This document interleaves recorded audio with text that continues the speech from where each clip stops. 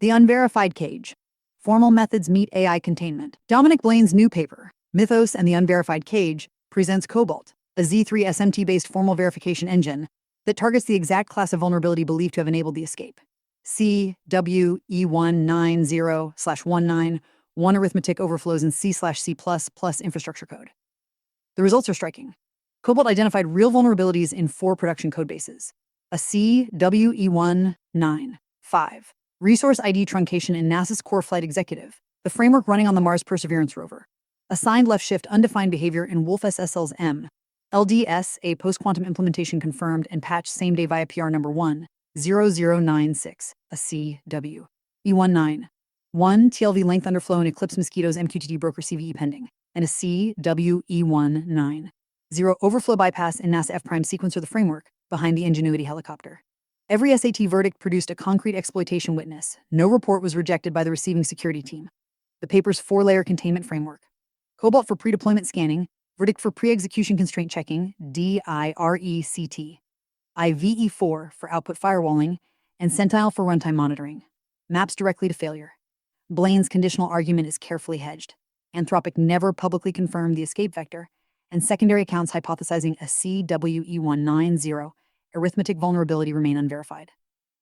But COBALT independently scanned OpenBSD head and flagged a CWE195 signcast pattern at the exact file associated with the TCP SAC, finding Mythos reportedly discovered.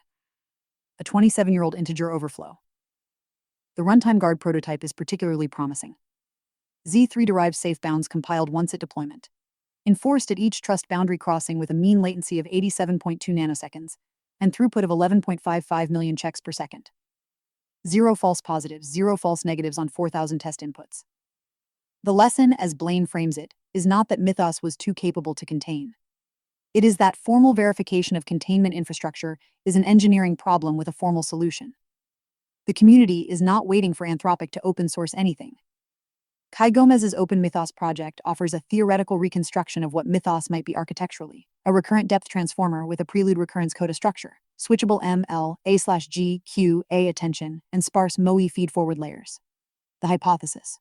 Supported by Parquet scaling laws showing a 770 M parameter looped model matching a 1.3B fixed transformer, is that Mythos achieves its capability through loop depth rather than raw parameter count, with each iteration functioning as an implicit chain-of-thought step in continuous latent space.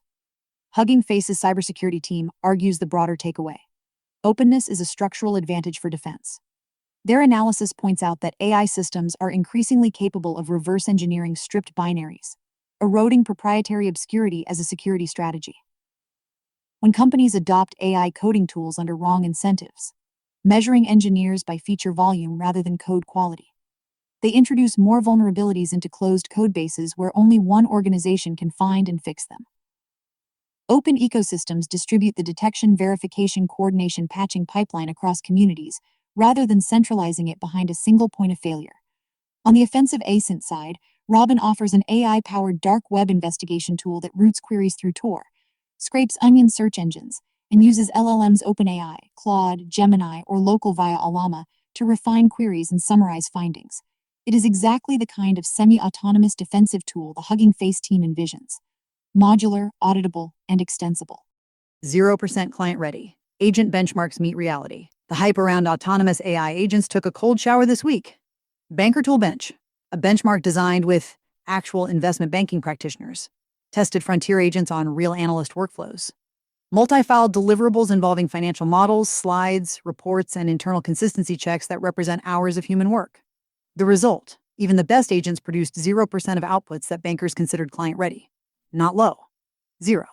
The failure modes are systemic. Cross-artifact consistency collapses numbers that do not match across slides, models, and outputs. Formula and code errors at a 41% rate. Reasoning and logic failures at 27%. And outright fabrication when the system gets stuck. Inventing numbers and presenting them as source data. Stuart Wintertier's commentary cuts to the core. The current narrative about agents rests on the assumption that junior professional work is thin, repetitive admin waiting to be automated. This benchmark reveals that a lot of that layer is stitching, checking, reconciling, and keeping the whole thing upright, when multiple moving parts have to agree with each other and still make sense to someone senior, busy, and unforgiving. The trust problem extends beyond agent capability into the infrastructure that serves them. Kimi's vendor verifier, released alongside the K2.6 model, addresses a growing crisis in the open-weight ecosystem. Inference providers silently swapping weaker or over-quantized models, producing anomalous benchmark scores that users cannot distinguish from genuine model deficiencies. Kimi's approach is surgical. A 6-test suite covering parameter enforcement, multimodal smoke tests, vision preprocessing validation, long output stress tests exposing KV cache bugs that short benchmarks hide, and tool calling consistency. The team embeds directly with VLLM/SGLANG communities to fix root causes rather than just detect symptoms, and plans a public vendor accuracy leaderboard. The uncomfortable truth they surfaced: the more open the weights are and the more diverse the deployment channels become, the less controllable the quality becomes. Denis O'Brien of AIX offers a different architectural critique entirely. His Seed IQ framework argues that the fundamental problem with LLM-based and RL plus DL multi-agent systems is that coordination is message-driven, scaling quadratically as agents exchange prompts, state, and rewards across expanding interaction graphs. Seed IQ's alternative: each agent maintains its own internal world model, and global coherence emerges because those models evolve under the same viability bounds rather than through explicit negotiation. Early alignment is ON, but through resonance scaling, the interaction surface compresses to O1, effectively zero communication in the dominant regime. Whether the claims hold at production scale remains to be seen, but the diagnosis of the coordination bottleneck aligns with what BankerToolBench's failures expose. The problem is architectural, not just a matter of better prompts. The over-editing problem, when AI rewrites what it should not. Anyone who has used a coding agent knows the frustration. You ask it to fix a single off-by-one error, and it rewrites the entire function, adds validation, renames variables, and introduces a helper method. A rigorous new study quantifies this phenomenon across 21 frontier models using 400 programmatically corrupted problems from HumanEvil Plus, where every ground truth fix is a single token reversal. GPT-5.4 over-edits the most, with a token-level Levenshtein distance of 0.39 in reasoning mode and added cognitive complexity of 2.31, while simultaneously posting one of the weakest pass at one scores 0.723. Claude Opus 4.6 achieves the highest correctness 0.912 with the smallest diffs Levenshtein 0.06, making it the only frontier model where reasoning mode actually reduces over-editing relative to its non-reasoning variant. The study's training experiments are where it gets interesting. Supervised fine-tuning on minimal edits looks perfect in domain, but collapses entirely on out-of-domain corruptions. Pass at 1 drops to 0.458, as the model memorizes specific reversals rather than learning general minimality. Reinforcement learning is the only method that generalizes cleanly, improving edit minimality without any degradation on LiveCodeBench, consistent with the broader finding that SFT memorizes while RL generalizes. LARE at rank 64 nearly matches full RL, suggesting that for style-level behavioral changes where underlying capability already exists, parameter-efficient fine-tuning is sufficient. The takeaway for reasoning models: their default behavior is to over-edit, but explicit prompting to preserve original code dramatically narrows diffs, and RL can bake that constraint in permanently. The quality problem extends beyond code to design. An analysis of 500 recent show HN submissions scored them against 15 deterministic CSS and DOM patterns associated with AI-generated design. Enter everywhere hero headlines, colored left borders on cards, permadark mode with medium gray body text, badge above hero layouts, identical feature cards with top icons. 21% of sites triggered 5 or more patterns classified as high AI slop. Another 46% triggered 2 to 4. The author notes this is not necessarily bad. Validating a business idea was never about fancy design, but wonders whether people will craft distinctive designs to stand out from the slop, or whether it even matters once AI agents are the primary users of the web. For those scaling AI-assisted development to parallel workflows, a detailed practitioner playbook covers the 5 pillars of parallel agentic development. Issues as specs, get work trees for codebase isolation, plan build validate loops, fresh context PR reviews never let the agent grade its own homework in the same context window, and a self-healing layer that evolves rules, skills, and workflows based on post-review findings. The critical infrastructure includes per worktree database branching via Neon or local SQLite and dynamic port assignment to prevent conflicts when multiple application instances run simultaneously. Local AI gets practical. From 1-bit kernels to edge VLAs, a comprehensive benchmark of 21 local LLMs on a MacBook Air M5 using HumanEvil Plus reveals some surprises. Qwen 3.635 BA3B dominates at 89.6% pass at 1 while running at 16.9 TOC/S thanks to its MOE architecture. Active parameter count determines speed while total parameter count determines quality. The best bang for RAM goes to Qwen 2.5 Coder 7B at 84.2% in just 4.5 GB. But the Gemma 4 results are baffling. Gemma 431B scores 31.1%, lower than Llama 3.21B 32.9%, and drastically below Gemma 327B 78.7%. The community suspects a tool calling premature stop bug that both Google and Llama.cpp have issued partial fixes for, though Q4KM quantization hitting the architecture harder than others cannot be ruled out. At the edge, a Gemma 4 VLA demo on the NVIDIA Jetson Orin Nano Super shows what a vision language action pipeline looks like on an 8 GB embedded board. Speech-to-text via Parakeet, Gemma 4 deciding autonomously whether to activate the webcam, no keyword triggers, no hard-coded logic, and Kokoro text-to-speech for output.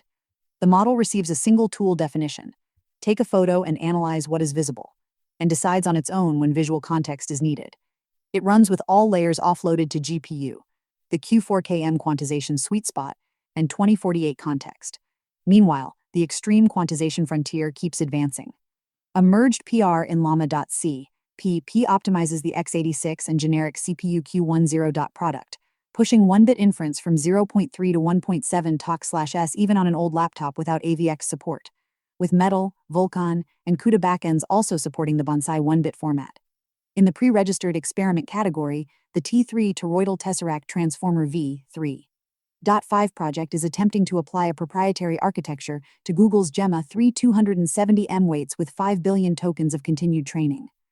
The claim is architectural, not data compute, that the T3 ecology mechanism, 0.003% of parameters, absorbing 7.2% of gradient norm at normalized pressure 2463x, will cross the released Gemma reasoning benchmark composite before 75% of training.